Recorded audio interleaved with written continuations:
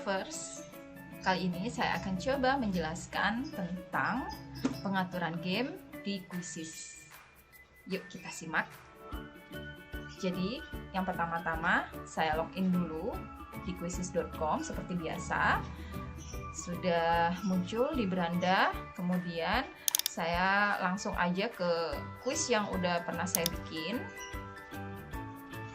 Nah, kemudian ini belum saya simpan ya ternyata. Saya simpan dulu. Nah, jadi misalnya saya mau jadikan pekerjaan rumah. Nah, di sini ada pengaturan. Nah, bisa kita tugaskan mulai dari kapan ya. Nah, jadi misalnya mulai besok ya. Kemudian dari jam 4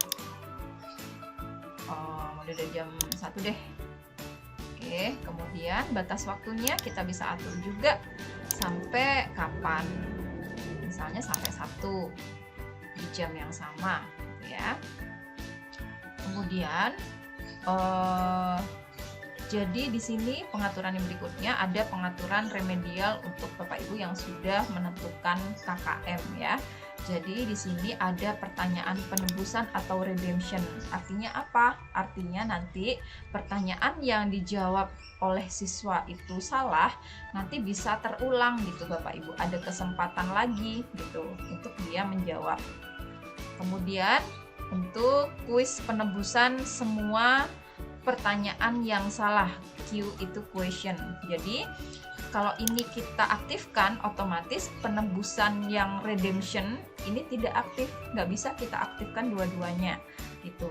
Jadi untuk kuis penebusan yang semua pertanyaan salah ini, jadi berapa kali siswa itu menjawab salah, berapa kali juga soal itu akan muncul gitu sampai benar gitu ya.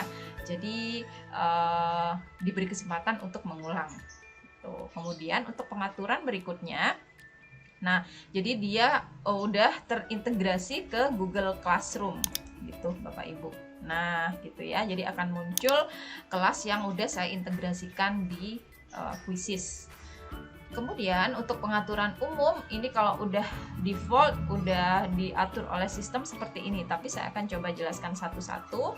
Nah, untuk upaya peserta, Bapak Ibu membatasi berapa kali sih peserta itu bisa menjawab pertanyaan di Quizizz. Ini maksimalnya sampai 5 kali ya. Jadi kalau kita atur upaya peserta ini, peserta itu akan hati-hati menjawab gitu, nggak serampangan gitu ya Bapak Ibu ya. Misalnya kita atur sampai 3 kali deh. Kemudian untuk name factory itu kalau diaktifkan, peserta itu nggak bisa mengisi namanya sendiri. Jadi name factory-nya berdasarkan yang default sistem dari Quizizz. Ini biasanya menggunakan nama-nama Amerika ya, kayak apa ya, Purple Heart atau apa gitu, seperti itu ya. Sebaiknya kita nggak usah aktifkan daripada kita bingung gitu. Jadi kalau tunjukkan jawaban selama aktivitas ini kita aktifkan, maka peserta akan melihat jawaban benar langsung setelah dia menyerahkan jawaban.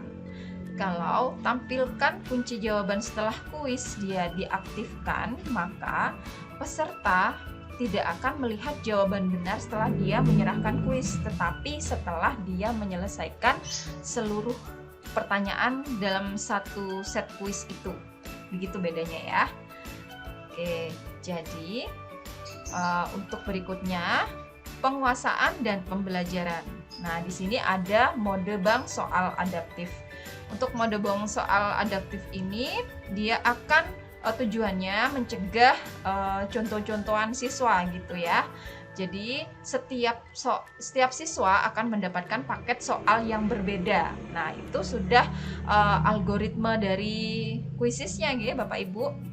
Kemudian untuk kesempatan ekstra, kalau kita aktifkan, dia akan siswa akan mendapat kesempatan untuk menjawab ulang untuk jenis pertanyaan tertentu khusus ya. Jadi untuk pertanyaan yang tipe susun ulang dan menjodohkan aja.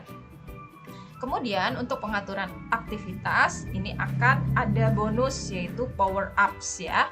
Power ups defaultnya udah aktif dari Quizizz gitu ya. Jadi dia kalau setiap game kan kita dapat bonus-bonus gitu ya. Nah, jadi dia akan terasa gamifikasinya gitu Bapak Ibu. Kemudian untuk melewati pertanyaan dan jawab di akhir. Nah, ini kalau kita aktifkan jadi dia geser ke sini. Jadi kalau dia aktif maka dia akan melewati pertanyaan sulit menurut siswa, di skip gitu ya, tapi tetap dijawab di akhir kuis. Kalau udah dia jawab pertanyaan semua yang dia anggap bisa, nah pertanyaan itu akan muncul lagi seperti itu. Kemudian untuk timer pertanyaan, nah ini kalau kita aktifkan berapa untuk masing-masing pertanyaan seperti itu. Kemudian kalau dia udah aktif, peserta yang lolos maksudnya yang mengerjakan sesuai timer sebelum timernya habis, dia akan dapat bonus seperti itu. Kemudian tunjukkan papan peringkat, ini udah defaultnya udah aktif semua ya, leaderboard yang di akhir kuis itu untuk hore-hore gitu. Kemudian untuk soal diacak ya sudah pasti tiap siswa akan mendapatkan paket soal yang sama tetapi nomornya berbeda gitu ya Bapak Ibu. Kemudian untuk pilihan jawaban diacak, ya nggak pasti jawabannya tiap soal, misalnya pilihan ganda itu A semua gitu, enggak ya. Kemudian untuk musik kita bisa pilih diaktifkan untuk lebih hura-huri lagi, atau kalau kita mau tes yang lebih serius kita bisa nonaktifkan di sini ya. Kemudian untuk lebih memeriahkan lagi kuisnya nih, kita bisa pilih meme di sini ya. Kita bisa pilih meme di sini, atau Bapak Ibu bisa bikin meme sendiri nanti dengan wajah Bapak Ibu. Nanti akan ada tutorial sendiri. Demikian penjelasan dari saya, semoga membantu. Assalamualaikum warahmatullahi wabarakatuh.